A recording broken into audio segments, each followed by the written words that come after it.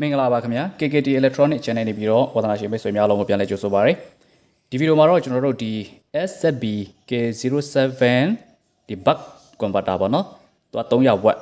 ရှိတယ်အဲ့တော့20 ampere အထိအများဆုံးထုတ်ပေးနိုင်တယ်လို့ပြောတယ်ဒါပေမဲ့20 ampere အပြည့်သုံးရင်တော့ဒါကြာကြီးသုံးလို့မရဘူးပေါ့နော်အဲ့တော့ကျွန်တော်တို့ကဒီ15 ampere လောက်ပဲသုံးမယ်အဲ့တော့ဒီ converter ကိုအသုံးပြုပြီးတော့ကျွန်တော်တို့က DIY solar controller တစ်လုံးပြုလုပ်မယ်ပေါ့နော်အဲ့တော့သူက15 ampere လောက်ထိကျွန်တော်တို့ကသုံးပါဖြစ်တဲ့အတွက်ကြောင့်solar နဲ့ကျွန်တော်တို့တွဲပြီးတော့သုံးတဲ့အခါမှာsolar watt 200เนาะအများဆုံး watt 200ထိကျွန်တော်တို့ဒါ AACC အသုံးပြုလို့ရမှာဖြစ်ပါတယ်အဲ့တော့ solar watt 200ကကျွန်တော်တို့ကကြည့်လိုက်မယ်ဆိုရင် solar watt 200ပါဆိုရင်သူ့ရဲ့ VOC ပေါ့နော်ဒီ open circuit voltage က21 volt လောက်ရှိတယ်ပေါ့နော်နောက်ပြီးတော့သူ့ရဲ့ maximum ampere ကတော့သူက10 ampere ကြော်လေးရှိတယ်ပေါ့နော်11 ampere ပတ်ဝန်းကျင်ပေါ့အဲ့လောက်ပဲရှိတဲ့အတွက်ကြောင့်သူ့ကိုကျွန်တော်တို့ကဒါ watt 200နဲ့ဆိုရင် watt 200 solar နဲ့ဆိုရင်ကျွန်တော်တို့ကဒါ AC အသုံးပြုလို့ရတယ်ပေါ့နော်အဲ့တော့သူကကြတော့အဝင်ရကြတော့ကျွန်တော်တို့ကဒီ40 volt အထိဒါအဝင် input ပေးလို့ရတယ်အထွက်ကတော့ဒါ buck converter ဖြစ်တဲ့အတွက်ကြောင့်ကျွန်တော်တို့ကဒီ1.5 1.25 လောက်ကနေစပြီးတော့မှဒါသူ့ရဲ့ input voltage အလိုက်เนาะကျွန်တော်တို့က short ချလို့ရမယ်ပေါ့နော်အဲ့တော့ကျို့ကိုကျွန်တော်တို့ကဒီမှာတက်ထားတဲ့ဒီ variable resistor နှလုံးကိုဖြုတ်လိုက်မယ်ဒီ CCCB ပေါ့နော်ဒီကောင်ကိုဖြုတ်ပြီးတော့မှအဲ့ဒီကောင်တွေကိုကျွန်တော်တို့ကဒီကောင်နဲ့တွဲပြီးတော့ပေါ့နော်ဒီ BTRK ပေါ့ဒီကောင်နဲ့တွဲပြီးတော့ကျွန်တော်တို့က multi turn potentiometer အဖြစ်နဲ့ကျွန်တော်တို့ပြောင်းလိုက်မယ်နောက်ပြီးတော့သူ့မှာပါတဲ့ဒီ LED လေးကိုလည်းဖြုတ်လိုက်မယ်ပေါ့နော်ဖြုတ်ပြီးတော့မှကျွန်တော် project ပေါ်မှာတွားပြီးတော့တက်မယ်အဲ့တော့ဒီနှစ်ခုကိုဖြုတ်မယ်ပြီးတော့ဒီက LED ကိုဖြုတ်မယ်အဲ့တော့ဒီမှာဒီပုံစံပြောင်းလိုက်ပြီပေါ့နော်ဒီကောင်ကကြတော့ဒါ CC current ကိုဒါ variable resistor ကိုဖြုတ်ပြီးတော့မှဒါ current ကိုချိန်ညှိဖို့ရန်အတွက်ဒီလိုပုံစံလုပ်ထားတယ်ပေါ့နော်အဲ့တော့ဒီဘက်ကကောင်ကကြတော့ဒါ voltage ကိုဒါလိုအပ်တယ်လို့တိုး short လုပ်ဖို့ပေါ့နော်ပြီးတော့သူ့မှာပါတဲ့ဒီ LED ကိုလည်းဒီလိုပုံစံပြန်ပြီးတော့ထုတ်ထားလိုက်တယ်ပေါ့နော်အဲ့တော့ဒီမှာ project board ကိုတော့ဒီလိုပုံစံမျိုးလေးလုပ်ထားတယ်ဒါတော့ဒါကို idea ရှိသလိုเนาะတခြားပုံစံမျိုးနဲ့လည်းလုပ်လို့ရတယ်ပေါ့နော်အဲ့တော့ဒီဘက်ကကောင်ကဒါvolt ampere meter ဒီဘက်ကကောင်လည်း volt ampere meter ပေါ့နော်အဲ့တော့ဒီဘက်က input volt နဲ့ ampere ကိုပြပေးမယ်ဒီဘက်က output ampere နဲ့ voltage ကိုပြပေးမယ်ပေါ့နော်အဲ့တော့ electronic components လေးတွေကိုကျွန်တော်တို့တက်ပါမယ်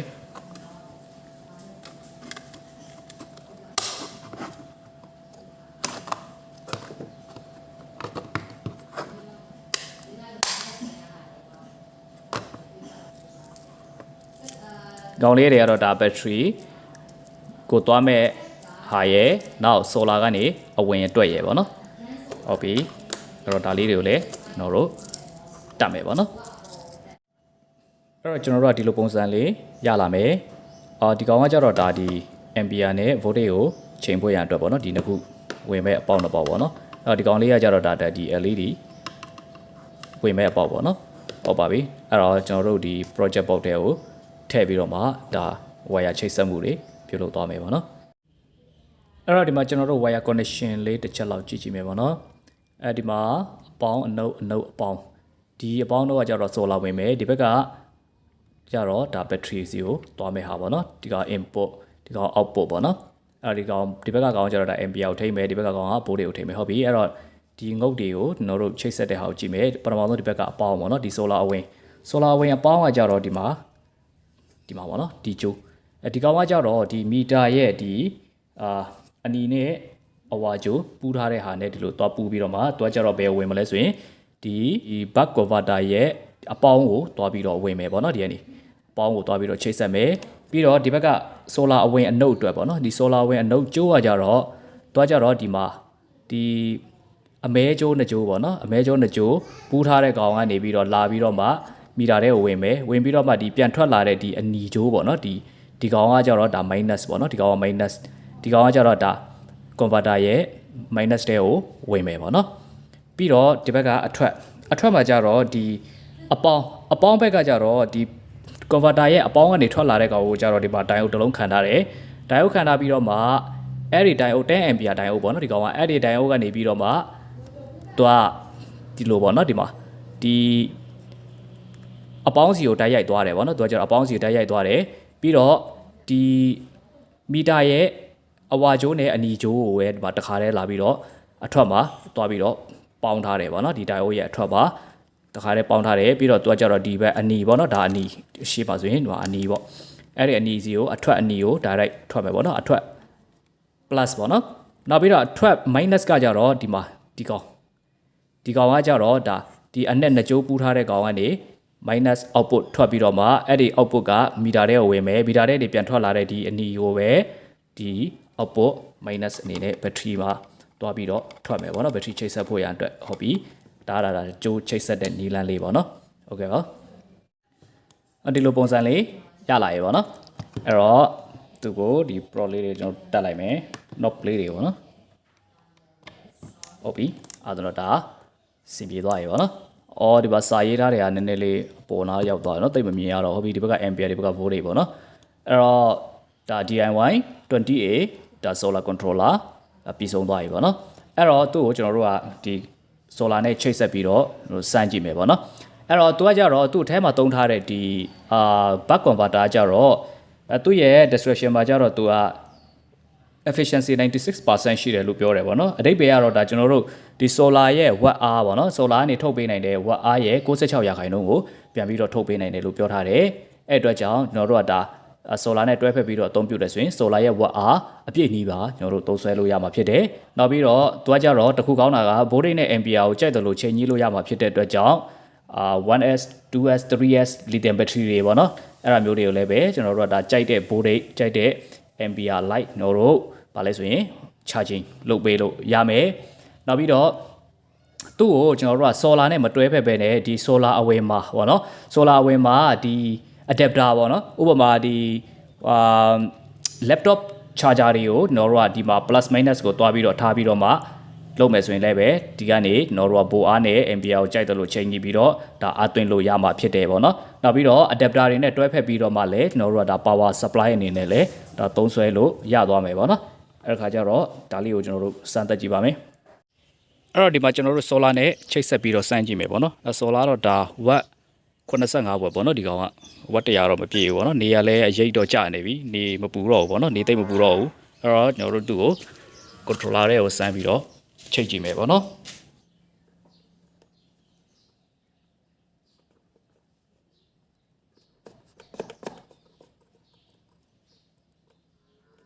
ဟုတ်ပြီအဲ့တော့ဒီမှာအဝင်က solar ကနေတော့တိတ်မပူတော့ဘူးပေါ့နော်မနေတိတ်မပူတော့တဲ့အတွက်16 volt အဝင်ရှိတယ်အထွက်ကတော့ 6.8 volt ပဲရှိတယ်အဲ့တော့အထွက်ကတော့ဒါ volt ကတော့ကျွန်တော်တို့ကဒါလိုအပ်တယ်လို့အတင်ချလုပ်လို့ရမယ်အဲ့တော့သူ့ကိုကျွန်တော်တို့ battery စမ်းပြီးတော့တွင်းကြည့်မယ်ပေါ့နော်အဲ့တော့ဒီမှာDGSO ပေါ့နော် DGS 40O ပေါ့အဲ့ဒါလေးကိုကျွန်တော်တို့စမ်းပြီးတော့တွင်းကြည့်ပါမယ်အဲ့တော့သူကဒီ acid battery ဖြစ်တဲ့အတွက်သူ့ရဲ့ charging port တွေကို 13.8 လောက်ထိကျွန်တော်ထားလိုက်မယ်ပေါ့နော်โอเคအဲ့တော့တော့ချိန်လိုက်ပြီပေါ့နော်အဝင်က15.8 volt ထွက်က73.7ဟုတ်ပါပြီအဲ့တော့ဒီမှာသူ့ကိုဒီမှာချိန်လိုက်ပြီပေါ့နော်ဒီကျိုးโอเคကျိုးဒီမှာminus ကတော့တော့ချိန်ထားပြီးသားအဲ့တော့ကျိုးညက်တစ်ခုကျွန်တော်ချိန်လိုက်ပါမယ်ဟုတ်ပြီချိန်လိုက်တာနဲ့ဒီမှာ0.1 ampere ပေါ့နော်သူ့ရဲ့ solar ရဲ့ ampere လဲ 0.1 ဒီကထွက်လာတဲ့ဒါလဲ 0.1 ပေါ့နော်ဒီ battery ကတော့ဒါအားရှိသေးတယ်ပြည့်တဲ့လောက်ကိုရှိသေးတယ်ပေါ့နော်အဲ့အတွက်ကြောင့်ဒီမှာ ampere အများကြီးမဆွဲတာဖြစ်တယ်နောက်ပြီးတော့ solar လဲဒါအရေးကျနေပြီဖြစ်တဲ့အတွက်ပေါ့နော်ဟုတ်ပါပြီအဲ့တော့ဒီကနေကျွန်တော်တို့ကဒါ ampere ကိုလိုသလိုဒါတိုး short လို့ရသွားမယ်ပေါ့နော်ညတော့ဒီမှာဒီ 2S lithium battery ပေါ့နော်ဒါလေးကိုကျွန်တော်တို့စမ်းပြီးတော့အသွင်းကြည့်ရအောင်အော်ဒီကောင်က 2S ဖြစ်တဲ့အတွက် 8.4 ရှိရမယ်ပေါ့နော်8.4 ပို့နဲ့သွင်းရမှာဖြစ်တယ်အဲ့တော့သူကိုပို့အောင်ကျွန်တော် 8.4 လောက်ထိ short ချပလိုက်မယ်ပေါ့နော်8.4 လောက်ထိ short မယ်ဟုတ်ပြီအဲ့တော့ 8.4 ရောက်ပြီဆိုရင်ဒီကောင်ကိုကျွန်တော်တို့စမ်းပြီးတော့ချိန်ကြည့်ရအောင်ဘယ်လိုချိန်နေရှိသလဲဆိုတော့ကျွန်တော်တို့တစ်ချက်တော့ကြည့်မယ်ပေါ့နော်အဲ့တော့ဒီကောင်က minus မှာတွားပြီးတော့ချိန်မယ်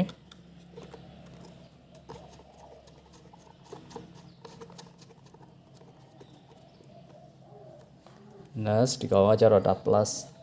လာပြီးတော့ချိန်မယ်မှာအဝင်က 0.2 ampere ထိဝင်ပြီးတော့အထွက်က 0.1 ampere ထိထွက်တယ်ပေါ့နော်ဟုတ်ပါပြီဒါဆိုရင်လက်ဒါကျွန်တော်တို့ကဒါ ကိုဒီမှာတော့ဒါခုနကျွန်တော်ပြောသလိုပဲဒီနေအောင်ချီကနည်းနေပြီဖြစ်တဲ့အတွက် ampere အများကြီးမထုတ်ပေးနိုင်တော့ဘူးပေါ့နော်ဒီ solar နေပြီးတော့ဟုတ်ပါပြီအဲ့တော့ဒီလိုပုံစံလေးဆိုရင်တော့ဒါ lithium 2s battery ကိုဒါ charging လုပ်ပေးနေတယ်ပေါ့နော်အဲ့တော့ဒီလိုပုံစံနဲ့လည်းကျွန်တော်တို့အသွင်းလို့ရတယ် 1s 2s 3s ပေါ့နော်ကျွန်တော်တို့ကြိုက်တယ်လို့ပိုအားကို short ချပြီးတော့မှသွင်းလို့ရမယ် ampere ကိုလည်းပဲဒါလိုအပ်တယ်လို့ short ချပြီးမြင့်ပြီးတော့သွင်းလို့ရမယ်ပေါ့နော်အဲဒီမှာတော့ကျွန်တော်ကဒါ solar နေအောင်ချီမရတဲ့အတွက်ဒီမှာ ampere ကကျွန်တော်ကြိုက်တယ်လို့ချိန်လို့ကနည်းနည်းခက်သွားပြီပေါ့နော်အဲ့အတွက်ကြောင့်မလို့ဒါ ampere လည်းဒီကနေကျွန်တော်တို့ကဒါအတိုး short ကိုကြိုက်တယ်လို့ဒါချိန်လို့ရမယ်ပေါ့နော်ဒါလေးကတော့ဒါကျွန်တော်တို့က DIY solar controller လုပ်ချင်တဲ့လူတွေအတွက်ပေါ့နော်အဲတော့လုပ်လို့ရမယ်နီလန်းလေးကိုကျွန်တော်ဝေမျှပေးခဲ့တာဖြစ်ပါတယ်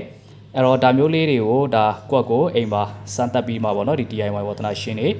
လုပ်လို့ရတယ်အဲ့တော့ဒီမှာကခုနကျွန်တော်ပြောသလိုပဲဒီ solar controller တစ်ခုတည်းမဟုတ်ပေါ့နော်ဒါတော့ဒီမှာ solar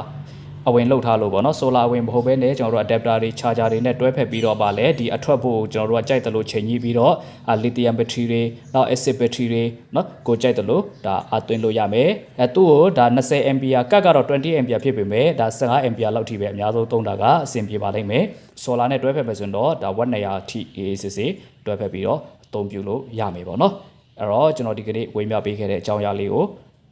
နားလည်သဘောပေါက်ကြမယ်လို့ထင်ပါတယ်အဲ့တော့အားပေးတဲ့လူအားလုံးကိုကျေးဇူးတင်တယ်နောက်ဗီဒီယိုတွေမှာကျွန်တော်တို့ဒီချက်ကောင်းတဲ့အရာတွေနဲ့အကြောင်းအရာတွေနဲ့ကျွန်တော်တို့ပြန်ပြီးတော့တွေ့ပါမယ်အားလုံးကိုကျေးဇူးတင်ပါတယ်